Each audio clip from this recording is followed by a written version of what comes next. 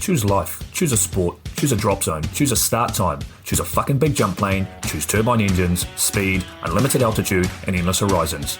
Choose height, no low turns, and travel insurance. Choose jump tickets, choose tiny action cameras, choose your mates, choose a rig and matching helmet, choose swoop shorts and a range of fucking fabrics, choose 120 vertical speed and wondering who the fuck you are on a Sunday morning. Choose sitting on that couch, watching debriefs, spirit-saving slow-mos, smashing beers after last load. Choose standing on the podium at the end of it all. Choose a win you'll love every time. And the reasons? There are no reasons. Who needs reasons when you fly NZ Aerosports?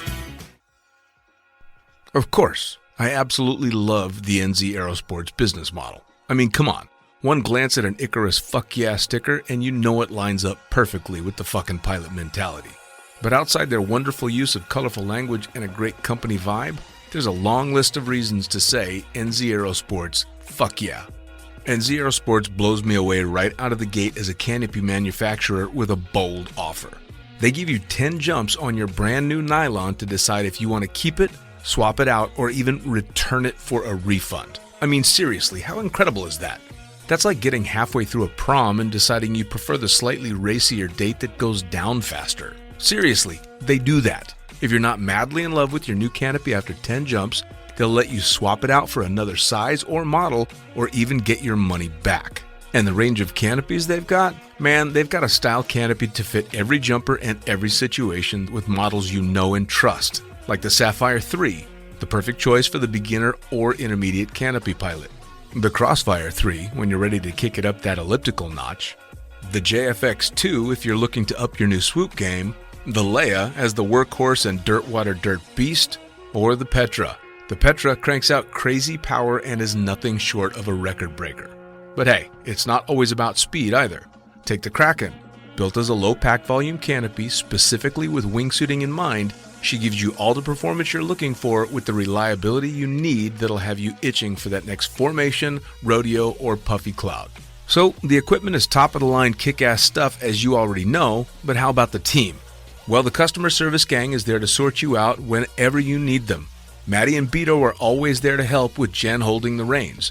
They're available for you at sales@nzaerosports.com, and they've got a kick-ass live chat tool on the website if you're wanting to hit someone up right away. These are the crew you're going to want to talk to get those custom orders in. With the stock nylon, once you know what you want, they'll have that shit on a FedEx truck as soon as the credit card machine says approved and get you in the air in no time. For your custom orders, you'll be able to get a time frame for building and shipping when you design it, so get to it. And demos. They've got demos in the US available from their partner Rock Sky Market. The whole US demo fleet is there with Sapphire 3, Crossfire 3, Kraken, JFX2, and Leia canopies in a range of sizes. They also offer student and tandem demos in the US. Bottom line, every step of the way, NZ Aerosports is there to get you what you need, and I personally couldn't be happier to be teamed up with them here on Lunatic Fringe. And now, time to get started with Lunatic Fringe Into the Void, brought to you proudly by NZ Aerosports. Fuck yeah.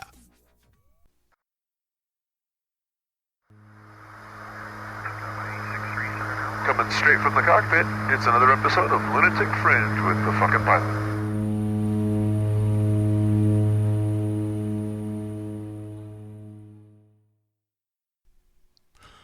Ready, set, go! Back in the can for another edition of Lunatic Fringe Into the Void. And should I even do it? Why don't you do the intro? No, I need you to do it, man. You think? Yeah. All right. Who the fuck are you then? Well, I'm Brian Casserly, of course. Of course. Everybody knows. Everybody knows this voice now. Oh, yeah. Or should I go? Oh yeah. Something along those lines. Something in there. So we're back in the can with Pussfoot. This is the first chance we've actually talked since you started doing hosting shows. Yeah, man. I mean, yeah, you sent out the smoke signals and I answered the call. Yeah, and I'm loving every fucking minute of it, man. Yeah, you having fun with it? It's fun. It's fun. It's difficult, especially with my traveling, to get people, right? Like everyone's like, yo, we're going to do this interview and we're so stoked about it. And then we're 50 beers deep, half naked on a beach, and there's no recording anything. So you got to catch them like in the morning, or maybe like day one of the boogie before it gets crazy. And hence half the ones I send you, I tell you, please listen to, because I have no recollection of recording it. Which, fair enough. I mean, I like the fact that you send the messages going, so I was pretty fucking hammered when I did this one. I'm not sure if it's going to be good. And I listened to it, and if I'm listening really carefully, I can tell that you've had a few, but you haven't sounded hammered yet. So I'm like, yeah, bring it on, man. Now I need to hear you proper fucking hammered, because when you say you're drunk, it's nah.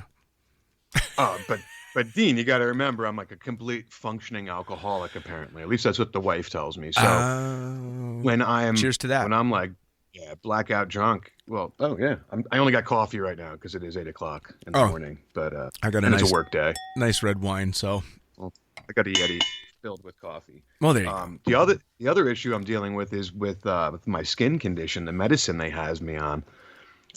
1 or 2 beers, and I have no recollection of anything. Not that I'm out of control, but my wife will be like, "Yeah, I remember this last night." I'm like, "No, really? Don't.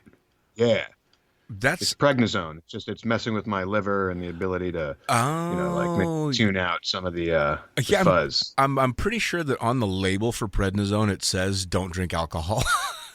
Don't tell me what to do. Well, hey, for me, every time I've had like a major surgery or something like that, and they give you the proper good drugs, I always assume that the label that says alcohol may intensify the effect is an instruction, not a warning. Yeah, I mean, it's a label to tell you to have a good time. Yeah. Like, okay, wait, this still kind of hurts a little bit. I'll have a drink. That should do the trick. Yeah. Right? Another oxy, good to go. Right. So we've both been doing a fair amount of recovery. You with the skin condition that you've got that's like eating your feet from the ankles down. Which sounds like a lot of fun. The pictures that you've sent are fantastic. Fucking amazing. Yeah. And then me with the neck. So it's been a lot of the people that I've been talking to lately, it's been recovery mode. Like everybody's on drugs and post-surgery, or they're on some kind of medication trying to get fixed right now. It's weird, man. I know a lot of people, and it's funny with this. First of all, I'm glad you're doing awesome with your neck. Those pictures you sent me were horrible. Right? Oh my God. I don't like medical stuff, and that just totally did me in. But I see a lot of people this year having medical issues. Yeah. It's a little weird, but what are you going to do? Well, first off, I have to thank my surgeon for stopping surgery to take pictures on his phone of my neck cut wide open. So those pictures that I sent you were taken by my surgeon. And I haven't actually asked him when the fuck did you just cut me open and then dig your phone out of your pocket to take pictures of my spine through the front of my neck? Phone. Yeah. Yeah, right? So it's pretty wild. He gave me all those pictures, which is cool. But for me, it's neat because obviously you just wake up from surgery and you just see the scar and have all the horrible shit you got to go through to recover. But it was neat seeing what I've got going on. What I didn't send you, I don't think I sent you the actual video. Don't send me. Oh. No, don't do it. He's got a diamond-headed drill and my neck wide open, and he's drilling the disc out of my spine and my neck. It's making my knees and testicles hurt just hearing you talk about it. Yeah. And I'll tell you what, it's kind of funny because this is a common thing. Half of the older skydivers I know talk about their neck is stiff, their neck hurts, they've got problems with their shoulders, their fingertips are going numb. And older jumpers that shot a shitload of video know exactly what I'm talking about. And some of them do yoga and stretch and this and that, or they do non-surgical stuff, or there's guys like me or my buddy Derek, who's actually been on the podcast, who saw all the stuff with my surgery, got motivated to go into the hospital, got an MRI to find out that one of his discs was just obliterated, and as we speak right now is high as a kite on fentanyl, recovering from his surgery. Jesus. Yeah, but I think these kind of injuries to some degree are going to be almost a bygone era because the camera equipment is so nice and fucking light nowadays. I mean, all this damage was done because I was flying around with a couple of bricks, attached to my head. Yeah, man. I mean, look at football. They're realizing what caused the concussions, and now they're changing it. So hopefully there won't be half the dementia issues Oh later yeah. in life for the new players. Oh yeah, absolutely. Well, and Exciting I'm stuff. expecting dementia, but it's not going to be from concussions. Mine's caused by prednisone. So Yeah, that's there my you go. excuse. There you go. So yeah, I mean, the recovery stuff, man, it's not fun. But if you're gonna pick any time to recover, I suppose now's as good a time as any. You know, I couldn't have Yeah, gotten during the the surgery pandemic. done during the proper lockdown, but I was able to get it done now during what's our slow season for my drop zone, and doing the recovery. I don't feel like I'm missing out on a whole lot because there's still not a lot of traveling going on. You know, I mean, people are doing it, but it's tough. It's still not a normal world out there. No, absolutely. I've had a boatload of boogies canceled, and it's just strange. Like you see where they're happening. You know, like where the pandemic's picking back up. They're just like, nope, nope, not doing it, not Sure. doing it. And Sure. it sucks. Well, so you the in fact, I think it was last week's episode, the one that's running right now, actually, while you and I are talking. You recorded in North Carolina, Yeah, so and that was awesome. you got to get to the boogie. You got to get out and have a little bit of fun. Even your feet didn't stop you, which is great. Yeah, well, there's a whole thing. I went to the doctor and I was like, yo, I'm going away in a month. So shoot me up for prednisone. So he shot me up. And then the Monday before we went down, it started coming back, and I was like, I need just a taste. Even the nurses were like, what the fuck's going on in here? And this doctor he's awesome. He is my favorite. He is my spirit animal doctor guy. So he's like, I'm gonna give you a dime bag worth, and he re-injected me, and I was great. But day one at the boogie, I showed up. It wasn't even day one. It was Thursday. I was taking the kids to the beach. I showed up just to put some shit there, and I stepped on a fucking nail, Oh, and it Jesus. bled. It bled. It bled like a head wound. It was great. The good part was I just had all my blood work done, so I knew the blood was clean. Right. You Thank goodness. Thank goodness. Well, now, so obviously it's a different feel out there. How was it being at the boogie? Is it just like old times, or is there still a holy shit, this is a bizarre new world we're in kind of vibe? No. So I've been to a bunch this year. First of all, Texas was fine, no issues. People just do the right thing at these boogies now. COVID never depending on happened where. in Texas, did it? Oh, it did. I mean, look, the Spaceland family is always doing the right thing. Yes. I'm not so sure about the government down there, but they make sure that protocols are being followed. There's wash stations. I mean, that aspect's definitely different. But the one that you were referring to last week, that's just like going home, man. That's such an amazing boogie. Every year it does not disappoint. And this year it was huge. It was huge. We got a couple things we're going to change for next year, but oh, and there's some really cool news I can't divulge just yet about that particular boogie for next year, but it's huge. It's going to be awesome. when I Very can. cool. So is the vibe kind of a, oh my God, I can't believe we get to do this again? Or is it a, the world could end any day, let's go for broke kind of thing? I think you're somewhere in the middle there. I mean, people are just so happy to see each other again. That, like I said, that particular boogie, which is Point Break, is like family no matter what. And they're just, raging, ready to have a good time, ready to jump. I think that was the theme there, was everyone just really wanted to jump. It was almost hard to get like the party games going because nobody wanted to get too fucked up at night for the first 2 nights. No one wanted to screw around on weather holds where I'm sitting there with like a bottle of Jack going, let's go get fucking naked on the slip and slide. They're like, no, it might be a hole. I'm like, yeah, you're looking at the weather because I don't see a fucking hole for the next 3 days. But they wound up being holes, and they got up a lot of loads. So, I mean, that was the theme, was just jump, jump, jump, have a good time. Well, I think most Yeah. people have spent more time sitting on the ground than anything else. And I mean, if they're like anybody that I know, I went from being a casual drinker to raging alcoholic during the lockdown because there was everybody nothing else to do. Yeah. It was bad, dude. I was buying a handle of rum every 2 days. Yeah. And it was just like, what else do I got? But I'm convinced that keeping my, oh my God, what is it called? My immune system drunk. It was just fighting off everything. Like I was so hammered all the time. There wasn't even any work really. I mean, well, There was a lot. I was extremely busy with the COVID stuff, but like on my off time, it was just guzzle, guzzle, guzzle. Sure. A little bit of unsweetened tea in there. Oh, it's so Sure. Well, and of course, for me being a jump pilot, when the lockdown was on and the drop zones were closed, there was literally nothing to do.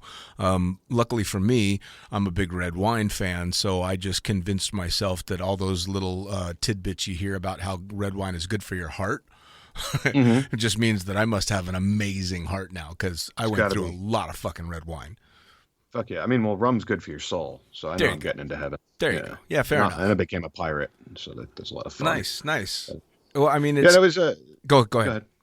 I was going to say, it was just... It's been a crazy, long, almost 2 years now. Yeah. And, people are itching to get back at it. Only problem is now we got these new 2 variants coming, and then...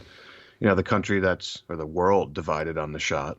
I don't think we should talk about that. No, that just... Yeah. I try not to talk too much in the way of politics or anything like that, because I know that I have listeners on both sides of the fence, and in my private life, I am very solidly on one side of the fence. But this is not the spot for that. This is for me to talk shit about skydiving and what I do or don't like about the sport. But the sport is the sport, right? I mean, it's real life to us, but it's also not.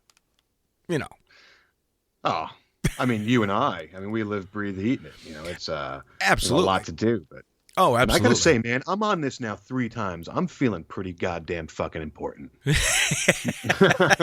awesome. That's hysterical. Dude, it's fun, man.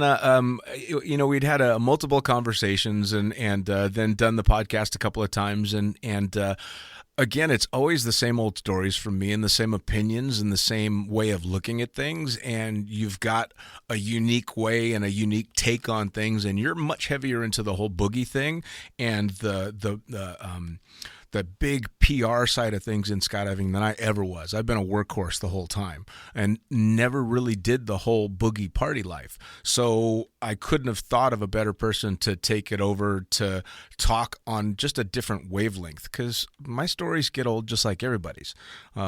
So it's awesome to be able to give somebody a different perspective and just a different take on things, because it's the same thing, right? It's just 2 skydivers sitting down shooting the shit. It's just not always the same 2 skydivers, which is awesome. Yeah, well, now you got the partially overweight 41-year-old wearing a Speedo talking to people.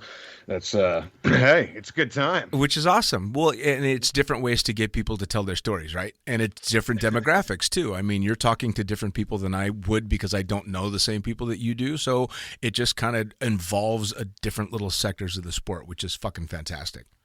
Yeah, I get down and dirty with everybody, so it's good. Which is awesome. Speaking of, I'm going to throw a shout out to Sussex, New Jersey. I had a milestone in the sport, the milestone being the I'm too old and it's time to upsize milestone.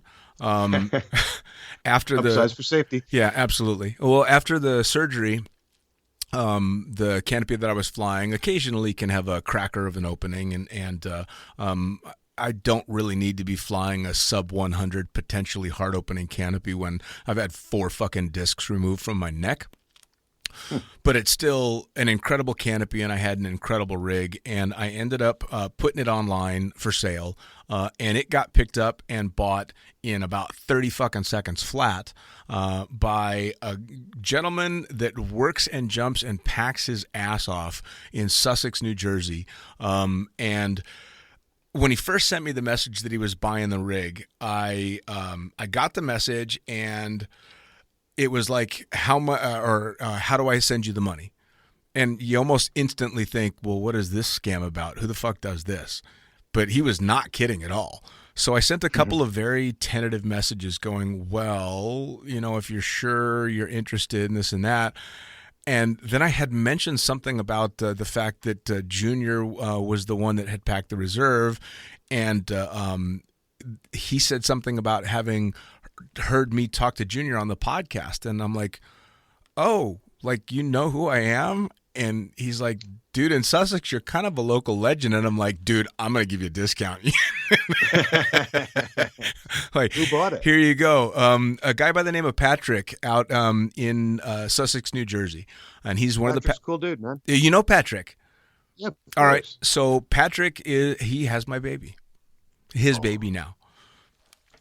And what are you going to do about upsizing? Are you going to go through Shauna? Or are you just gonna do it on your own? Per the surgeon, I'm a year out of the air. So I'm just going to sit back and relax for right now. And then we'll see. I know that there's a couple of different options with NZ. That would be if I still wanted to stay high performance but super consistent on openings, or if I just decide it's time to slow the canopy stuff down. So I'm not in any rush to decide right now. I'm just going to kind of take my time.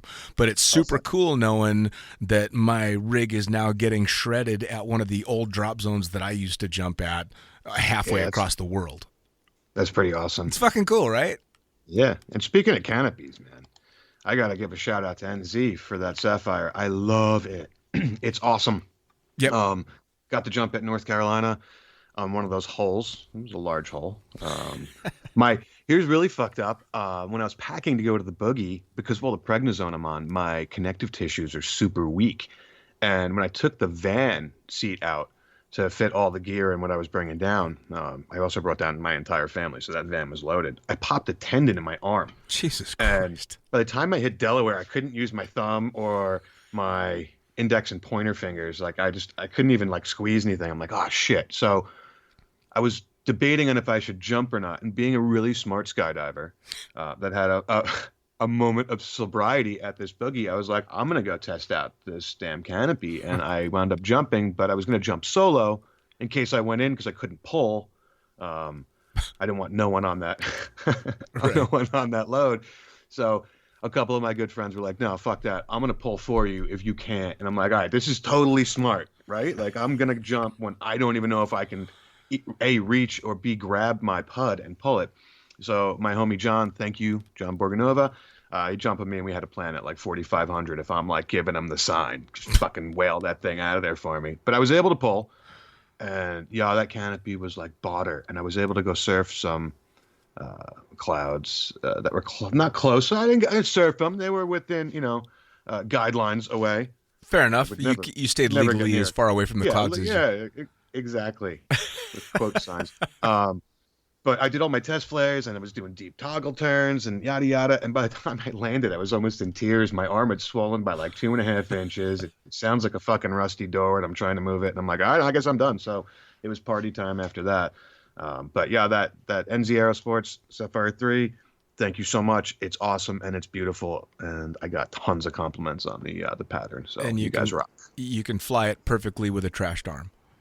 You can definitely fly it when you have no tendons in your right arm, right? Your dominant one, if you're dominant on the right side. But yeah, that was a very smart skydiver decision I made. I mean, maybe that's a new slogan that they can think of. You can even fly our parachutes when you're broken and shouldn't be jumping. So it's kind of funny. I was just talking to Derek the other day, and he was talking about when he broke his hand. And he's a full-time tandem instructor, literally living, he's got to make those jumps. But they put a fucking full cast up to his forearm on, and as soon as he got home with this cast, he took scissors and cut the fucking cast off because he couldn't, of course, jump with a cast. So I believe his goal or his solution was to duct tape his hand to some degree and only make right hand turns until it was time to flare. You see, if I'd only gone left until it was time to flare, I would have been perfect. But I was testing out my new baby, and I needed to do everything I had to do. I mean, it was smart. It was a very smart decision. Well, I mean, I can't talk. I started out with stupid decisions way back in the day. I think it was my 25th jump. And one of the instructors who became a friend at Skydive Las Vegas was in the group that went down with me and a bunch of people to Paris Valley. And he loaned me his docile rig. Now, mind you, I had 25 jumps at the time, and what he loaned me was a Turbo Z165, which all you have to hear is 165 for a 190-pound guy and know that that was a mistake. But it was this hybrid canopy that was half ZP, half F111, and way too fucking fast for anything I should have been on at 25 jumps, especially when I was normally jumping a PD 210 at the time. So I panic flared this thing as I got close to the ground, stabbed it at like 30 feet, realized I had fucked up, and then did the worst thing you can do, which is let up on the flare. The surge. Oh, yeah, man. Drilled myself into the ground, and I'm horrible with bone names. I broke the lower big bone in my leg lengthwise from the head, about an inch. But I didn't know that. I just knew it fucking hurt. But, of course, being a skydiver, and especially a new skydiver, you don't want anybody to know that you hurt yourself with the stupid thing you just did. So I got up, dusted myself off, took the rig back, had it packed, and as I'm sitting there, one of my buddies has already manifested me for the next load they're going on, and I haven't taken my jumpsuit off because my leg is slowly starting to swell. Well, I get on the plane for the next jump on the same fucking rig that I just broke my leg on.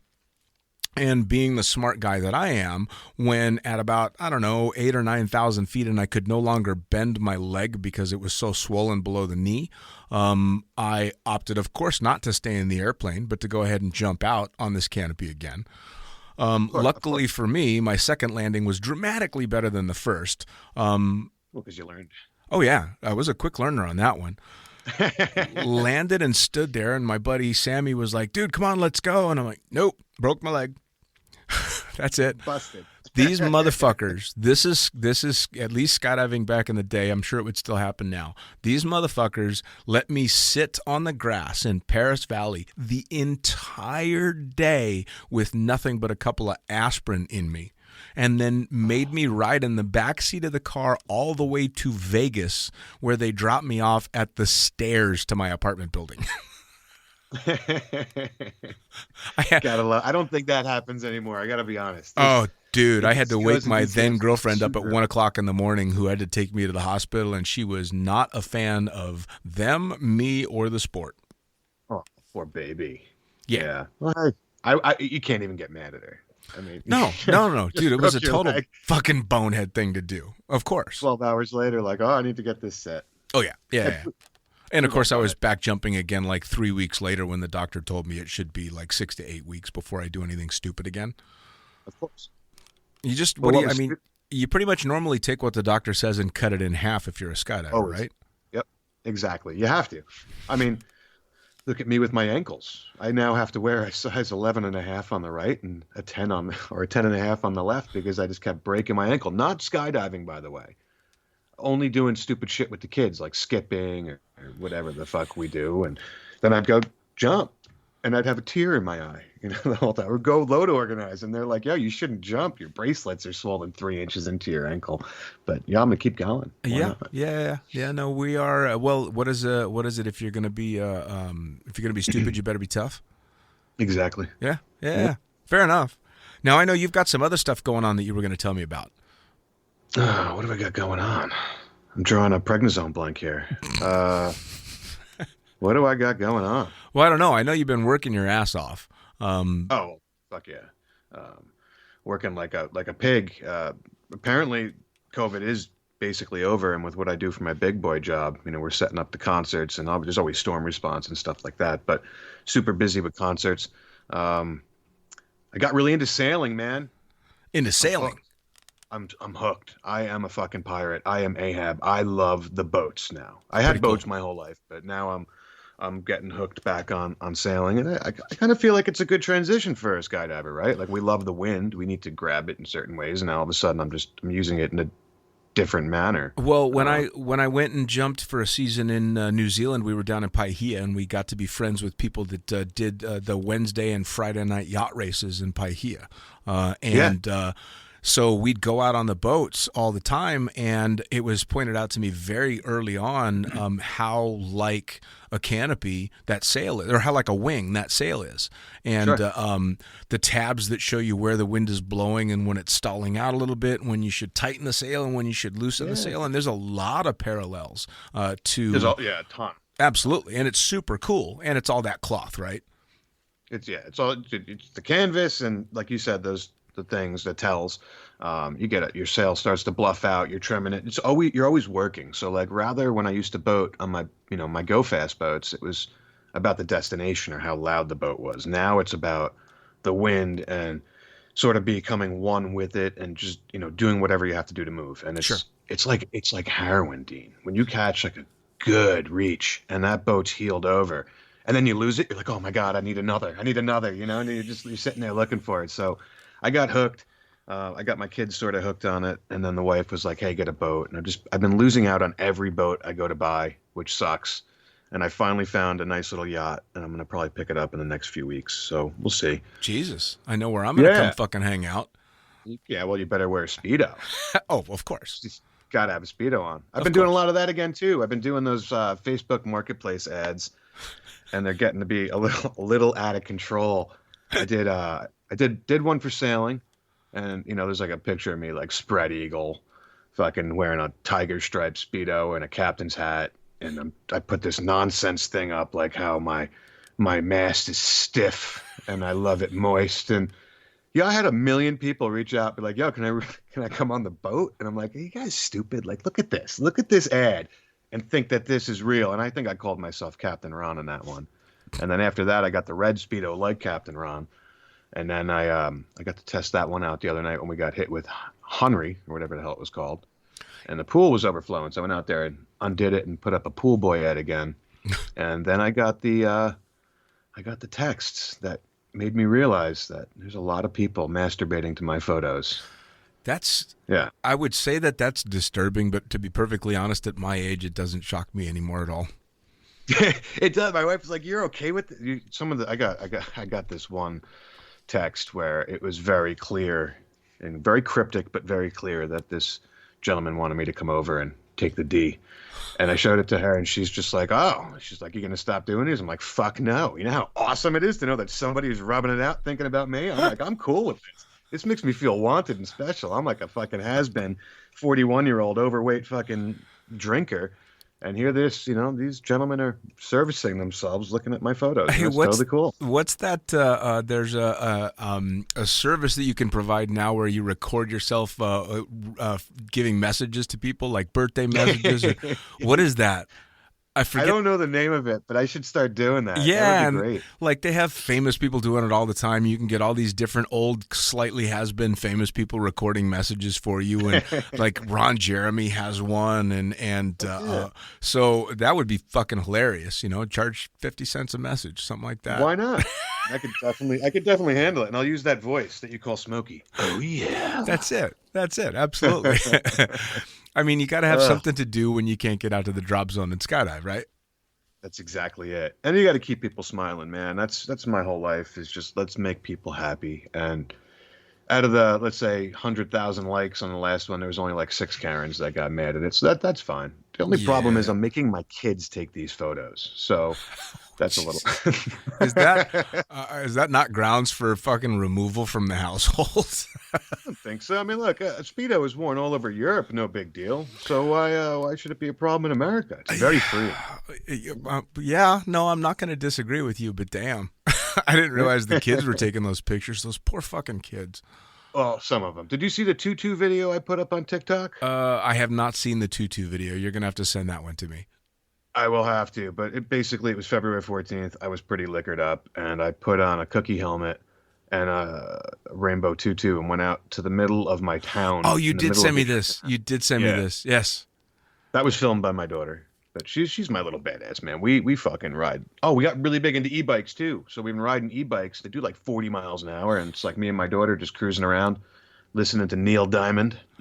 Nice. On an e-bike. Do you wear the tutu for the e-bike? No, but I have gone out in the Speedo. It's funny to see like pictures like hashtag Congers, and there's me, and there's like, what the fuck's wrong with this guy? Right, right. Good time. Well, no, but that kind of shit's funny, man. I mean, the last day I ever flew for Skydance in Davis, I flew in a fucking summer dress. Well, you look beautiful. Yeah, for no particular reason. And of course, the fucked up thing was I ended up getting a flat tire, and I had to replace the tire on the fucking plane in a sundress, which everybody thought was just terribly entertaining, of course. Well, and why not? It's not. You know, I think you told me that it was awesome flying in that because you were like able to get the air coming directly into your balls. Oh, yes. Kept you cool in the plane all day. The fucking vents from the PAC 750 are shooting up at about waist level, so if you aim it down just a little bit, you're shooting that air right up your skirt all day. Fucking amazing. That sounds amazing. You should like look into a utility kilt, man. Oh, man. If you're a PAC pilot out there and you're always hot and you're wearing cargo pants trying to get the air to shoot up one leg of the cargo pants, don't bother. Buy a fucking skirt, man. Man up. That's right. Exactly. I mean, you can't be a real pilot unless you can do it in a dress. I mean, come on. Come on. Real men wear pink. They wear dresses, all that shit. None of that shit matters, man. Come on. I love pink. I do. You know, I never understood why people don't use pink on their canopies more. Oof. Like, think of it, you have a cutaway, you're fine in that motherfucker because that is not a natural color, no matter what. See, I'm okay with pink on the ground. I'll wear pink T-shirts. I used to own a pink tutu, all that stuff. But as far as pink and skydiving goes, I am definitely a member of SAP, Skydivers Against Pink. Oh man, I'm not a pink gear guy. Now, this being said, I bought a rig from a South African named Julian. Some people may have heard of him. Does a few wingsuit things here and there. And it was this beautiful white rig. The entire fucking rig was white. But it had a D-ring handle. So I needed to get new handles. So I took it to the rigger at the drop zone, who at the time was Pablito Perisoli. Pablito asked me what color I wanted. And I said, I don't fucking care. Just get handles on it, whatever works. Stupidest thing I could have ever done because, of course, he got me the brightest pink handles he could possibly get, and my rig looked like a 14-year-old girl's birthday cake. Aw. It was ridiculous. You've seen my new rig, right? Yes. It is fabulous. And it's awesome, though. But that's the cool thing with the gear and stuff like that, right, is you get to just bring your own personality out and do your own thing. Sure. Yeah, no, it's a good time. You got to match. You got to match. Very important. See, that's changed so many times. When I was coming up in skydiving, you didn't want to match because if you matched, you looked like the guy that just went out and bought all his fucking gear and put too much into appearance. And this is when the Flyboys and all those guys were shredding in Paris Valley, and they all looked like dirtbags. Like barefoot and dirty T-shirts, and because they're just jumping all fucking day long, and their jumpsuits can stand up on their own, and like the rigs were just dirty, filthy, nasty because people had just figured out pond swooping back when stilettos were still being used, and so your gear just looked nasty. And now it's like fucking NASCAR with parachutes. Yeah. Everything's perfect. And I like it, don't get me wrong, but it's just funny how it's flipped back and forth. The fashion in regard to skydiving has, it just keeps changing. I don't know. In my life, I like clean shit. I just like everything clean. So I try to keep my gear clean. And it helps, though. When I think about resale value, I got a rig right here I'm going to sell. It looks like it just came off the showroom. Oh, yeah. Oh, yeah. It's probably got 500 jumps on it. And with my ankle, I generally slide in. But, my leg pads look brand new. Oh, absolutely. Well, and I'm really, as far as gear stuff goes, absolutely my gear is always maintained. Hence the reason I was able to sell Patrick my rig, and it looks like it was just built as well. Yeah. I mean, I think that's very important. Oh, absolutely. Absolutely. Well, first off, you want to have some pride in your gear. Sure. Second off, if it's clean, it's easier to see when shit gets fucked up. Mm-hmm. So you want to keep it clean, and then you want it well maintained so that you don't die. Well, there's always that. Yeah. The whole die. don't die thing was always relatively high on my list of shit to not do if I didn't have to. I don't want to die yet. No. But I also don't want to be 90 years old and fucking feeble. Depends. Well, no, 90 years old and feeble, no. But if I'm 90 years old with some regenerative shit and I'm still going at it, absolutely. Yeah. Look, if you're sprightly, then stay it. Yeah. Is grandma spry? Yeah, right. Well, plus I got to make sure that as I get older, I can keep up with my wife because she's younger than me, so I got to stay healthy. What's the age difference on her? She's 18 years younger than me. Ooh, look at you. Yeah, man. Yeah, man. Hey, I dig it. Are you kidding? Still got it in you. And she's beautiful. Congratulations. Thank you. Awesome. Thank you. Yes, that's right. I don't think we've talked since I actually got married. We just did it not that long ago. I think we haven't even hit our 1 month anniversary yet. Has it been? I thought it was even less. It was like a week or two. No. It was on the 8th, or on the 2nd that we got married. We got back on the 8th. Okay. Well, either way, congratulations. Yes, thank you very much. It's new chapter, one that I wasn't sure I was ever going to do, but here we are, and it's awesome. It's perfect. Like when you find the right fit. Absolutely. Well, anybody that's willing to put up with my shit, winner. Hey, I'm with you, man. My wife lets me do all this weird shit. And I'm like, I could never get rid of her because there's not another woman in the world that could handle me. I'm definitely a weird experiment from God, for sure. Yeah. Let's give them all these different things and then really throw religion in the mix, like, hey, that'd be fun. That still over everything else cracks me up more than anything. That with all of this stuff, you're also like this religious community kind of oriented family guy that does all this like proper shit, but you're absolutely out of your mind. You gotta do it with flair. Yeah. That's it. Yeah. I always wanted to show up to like a church social in like, let's say it was St. Patrick's Day, and like a little green shamrock Speedo, maybe like a bow tie and a little top hat with my red beard. It would be perfect. Think of who wouldn't want to go take pictures of me. But from what I've been told, the people in your parish know that this is what you're like, so they probably wouldn't be all that shocked. Probably not. So we'll have to go to a different parish. We'll have to go to a really conservative one. That'd be a lot more fun. I mean, and then let them. I believe me, my hat's off to you. I think it's fucking hilarious because I always just assumed if I set foot in a church, I'm going to burst into flames. I keep my distance, but I would absolutely come to photograph you in a green Speedo and a bow tie. Fuck yeah. But we got to find a really conservative parish. So if you ever come to the States, I will do that. I mean, I'm talking so conservative that nothing makes me happier than when super right-wing parents have homosexual children. And I would love to just, look at them and say, I'm so proud of you. And meanwhile, it burns them up inside for no good reason. And that's like one of my favorites. So we have to find a parish like that, and then I'll go prance around. Well, it is the States. I'm guessing there's more than one. Of course. Speaking of, and then we'll stop this line of conversation because we'll piss some people off. I did just see a video where the Foo Fighters went and trolled Westboro Baptist Church again. That was amazing. And that's I think the first time I've ever spoken about religion other than you being a goofball on the podcast. So we'll skip the rest of it. Yeah, but I think, look, it's never good politics or religion. And with me, I love all religions. I love all genders. I'm just a man who doesn't care, but I have my one belief, and it was, Irish Catholic thrown into me early, and I just stick with it. But I stick with it what works for me. That's it. And which is kind of anyone is into. Well, but that's how it should be, right? That's the same mentality with skydiving. This is my thing in skydiving, but I love it all. I just don't do it all. This is my niche. This is what I enjoy. All right, do your thing, and that's it. Yeah. Let everybody else do their thing, and that's exactly how I am. I mean, you want to like right now because of the tunnel. Now all the guys that are flying dynamic are wearing these skin tight suits, which I can't fly in a fucking tunnel in a suit like that. There's no way.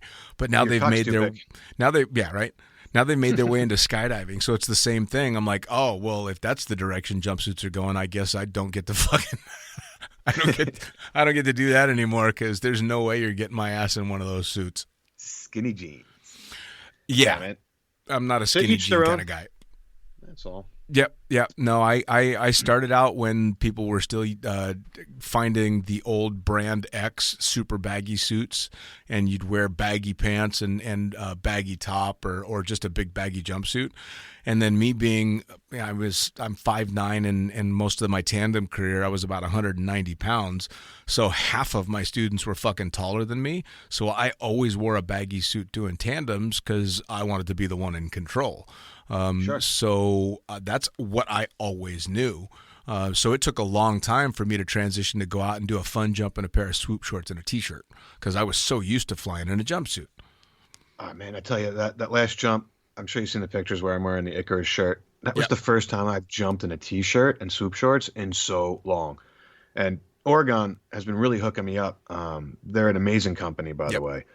I was load organizing in Texas. I needed a jumpsuit because I only take up the newer jumpers. You know, we want them to have fun at boogies too. So my job at a boogie is to make sure that if you have jump number 27 or 26, there's an organizer who's going to go take you up. And not only that, he's going to party with you all night long, and you're going to be totally comfortable and just come to the boogie because there's someone to hang out with. Sure. Versus like when I first went to a boogie, it was, oh, you only got like 30 jumps. I can't jump with you, you know, because Right. it was just that mentality, and I'm trying to break that out. But I needed something that could be fast or slow. And I explained this to Miriam and Dave from Oregon. And within 2 weeks, I had this suit. And it's funny because it's super fast on left leg and right chest, and super slow on left chest, right leg. And depending on how I get in a ball, like depending on how I fly it, I guess just no one could really describe how they fly. Right? Right. Just it's instinct. I can go super slow and keep up with that kid who's in that baggy suit, or I can go super fast and keep up with that, you know, chubby guy who's falling like a fucking rock. Sure. And it's an amazing suit. So I jumping in a shirt and swoop shorts again the other day, it was heaven. The wind, the beard, I actually shaved it off, man. Yeah. Yeah. And you sent me a picture. Yep. It's I've been bearded for 3 years now. I'm the lady won't let me shave it off. She says I look much nicer nicer as in a more pleasant human being. Yeah. not look better. I just look like I'm not as mean when I have a beard on, apparently. Beard can make you look mean, especially if you keep it trimmed right. But yeah, it came over my goggles in that last jump. I couldn't see a damn thing. And then every time I'd go to fix it and twist it, like, you know, pull it to the sides, I'd start backsliding because my hands were, you know, like, or sorry, I'm all over the place with it. But I was backsliding crazy when I'd go to fix it. And then I was eating a can of Progresso clam chowder, the best one. And I got it all in the fucking beard. Before I even cleaned it out, I went upstairs and just took it right off. But it's already back. It's already about a half inch long. It's been a week. So we're doing good. Yeah, fair enough. Yeah, I keep mine pretty trim, but I haven't gotten to the need to go Gandalf yet. But it is almost completely fucking white now, so. You shall not pass. Yeah, right. So what's been going on with Pussfoot? We haven't talked about that.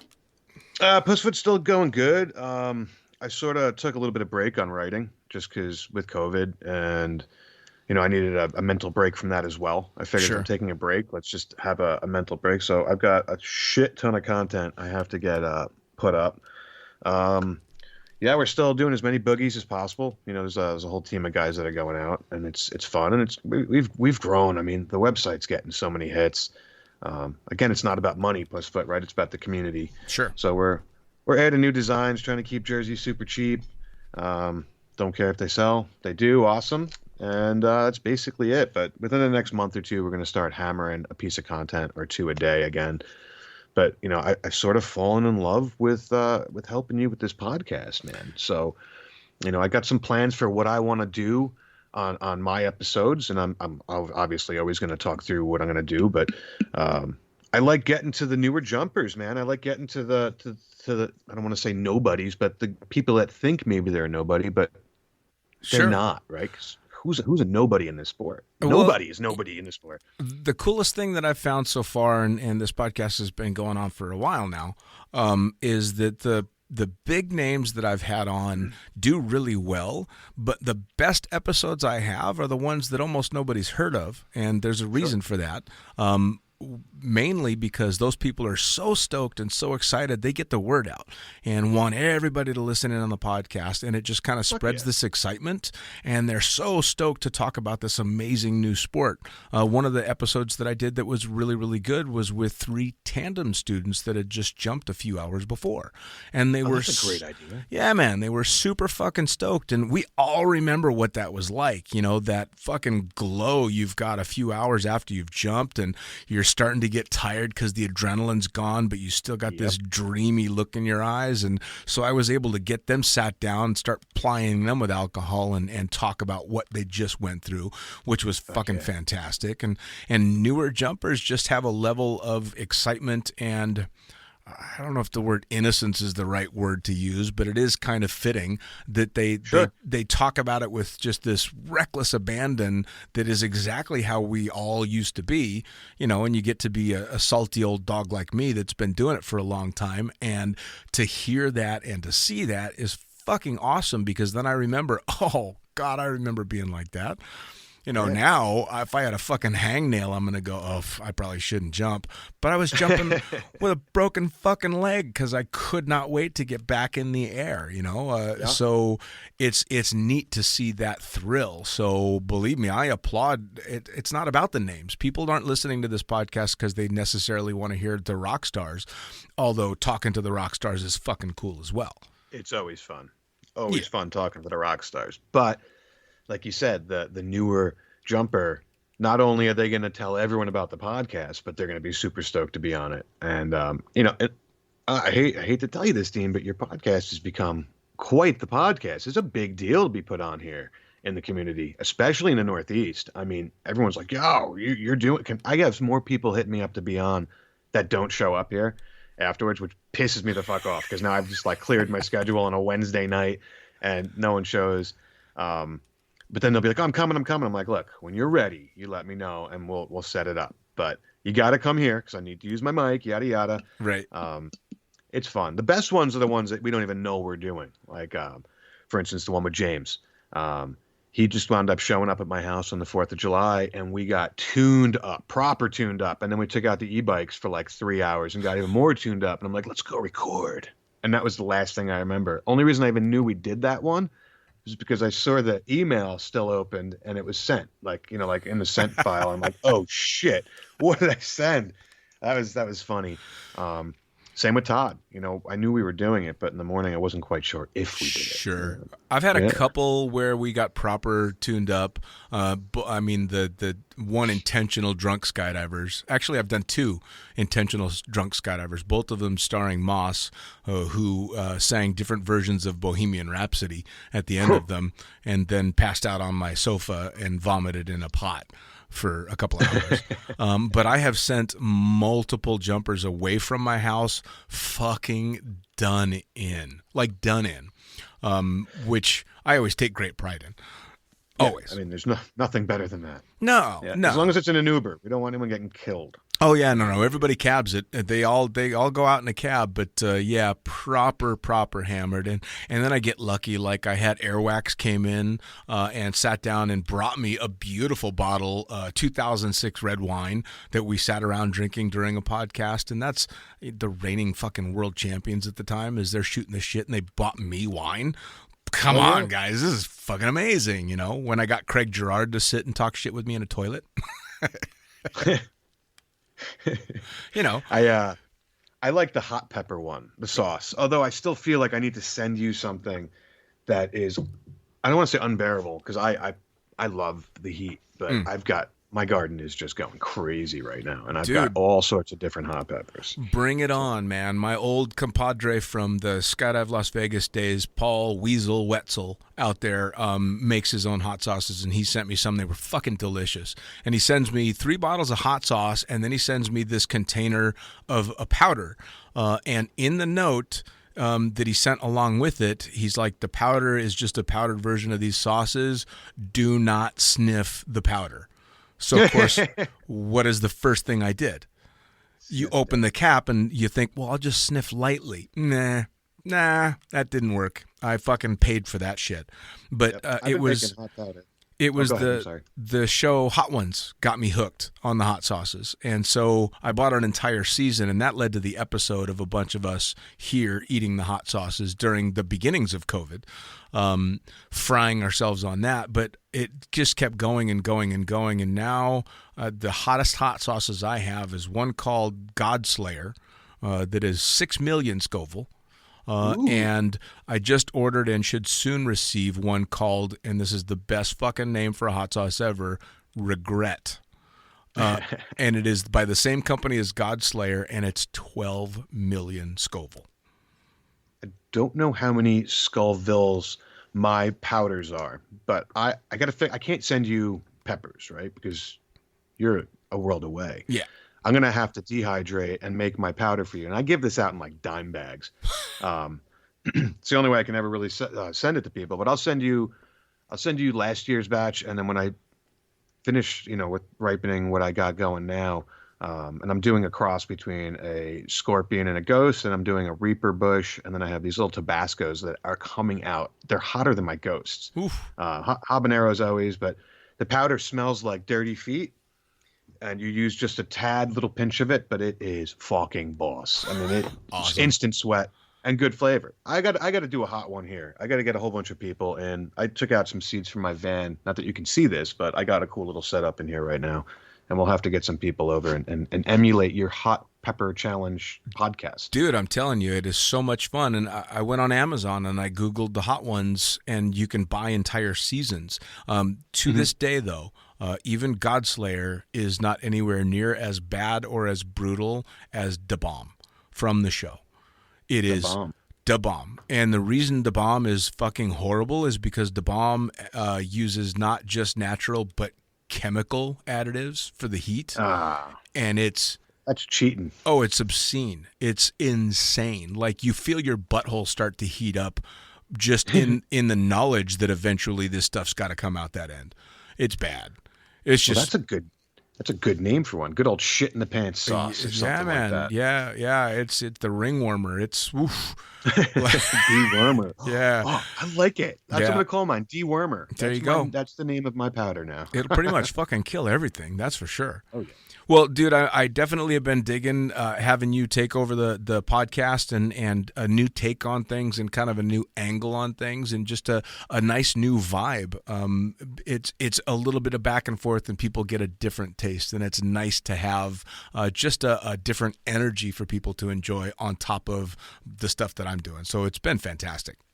Well, it's my pleasure, and I thank you for the opportunity. I'm fucking having a blast, man. Awesome. A blast. Well, I don't know about you, but when Blue Sky stopped, my creative juices kind of got clogged, right? And I had been doing the podcast for a while by then, but as soon as Blue Sky stopped, I had nowhere to vent, and I couldn't tell my horrible stories and write them out and get somebody to publish them anymore. So I'm like, well, fuck, all right, I better keep this podcast going because this is my only outlet. Nobody else is going to listen to me because they've all heard the stories before. I wonder if they're going to get ramped back up. I sure hope so.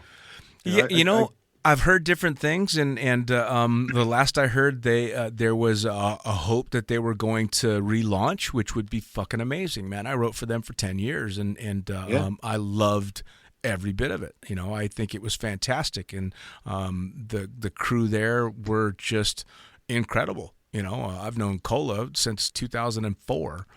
So it's just a great crew. I send her all my Speedo photos. I'm like, you can use this for anything you like.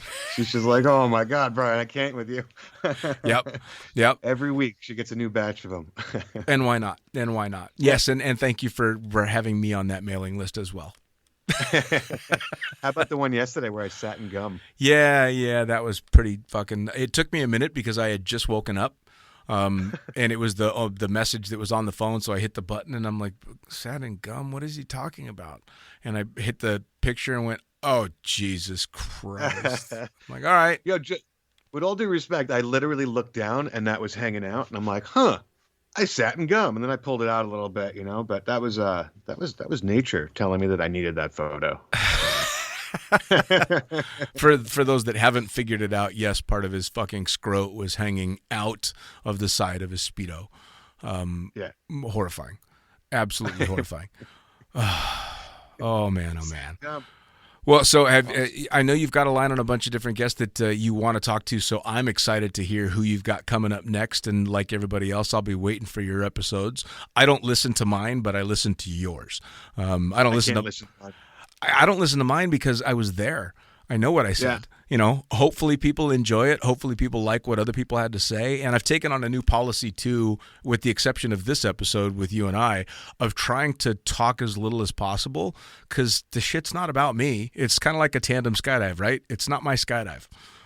Sure. I didn't have a guest on so that I can tell my stories over the top of them. I want them to tell their stories. Now, This one is just for you and I to shoot the shit as the two co-hosts of the show, but it's nice to just be able to kind of shut my mouth and let someone else. So I always tell everybody, this ain't my story. Please monopolize the conversation. Tell me to shut up if you need to. Now, see, you said something that was kind of key. You said you don't listen to them because you remember you were there. Yeah. I don't listen to them because I can't stand the sound of my voice, but I don't remember what the fuck I'm talking about with people. I think the prednisone has actually made this even more fun for me because I don't know what's going to come out of it. That's why I'm like, Dean, you got to listen before you post this. I don't know what I said, did, or chatted about, or who it was even with. All right. Yeah. Well, for me, it's kind of funny because I don't listen to him because I was there, and I don't listen to him because I'm generally horrified at what I have said. But I think I got a dead sexy voice. Oh, yeah. So, unlike you, I like the voice. I just don't like what's coming out of my face half of the time. So I don't listen to it because all I can think is, Jesus fucking Christ, why did you just say that? But I've made it a rule that I won't edit out any of the dumb shit that I say because it just kind of seems like cheating. Yeah. So I just leave it. I'm like, all right, you fucking said it, you dumbass.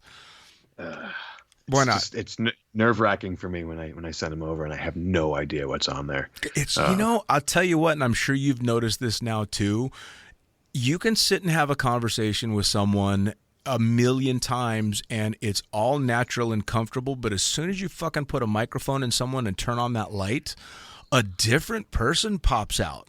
And I've watched people clam up that I never thought would ever be quiet. And I've watched people that barely say anything just go off. And it's, you never know, man. I'm continually amazed at the way people change as soon as you turn a microphone on. Yeah. No, it's like the camera, like acting. Yep. But that's why alcohol is such a staple to the podcast, because at least one or two drinks in, people forget that they're on a microphone and you can hear the progression on the podcast as soon as the liquor starts kicking in and people loosen up. Yeah. And then it's just a couple of skydivers fucking talking, which is great. Well, alcohol is a lubricant. Yes. It works, man. It works. It's wonderful. I like it. Well, shit, man. We're hitting the hour mark already. Yeah. Wow. It went fucking quick. Yeah, absolutely. But these are fucking fun. This is why I enjoy it so much, because it's just shooting the shit and having a good time. I agree. So tell them how to get a hold of Pussfoot and all that shit. Oh, yeah. So if you guys want to find me or my crazy photos, it's Pussfoot44 on Instagram. If you want to get Pussfoot OG, that is the company. That's how you find it. Pussfoot OG, Pussfoot OG. That's on Insta and on Facebook, and then pussfoot.com.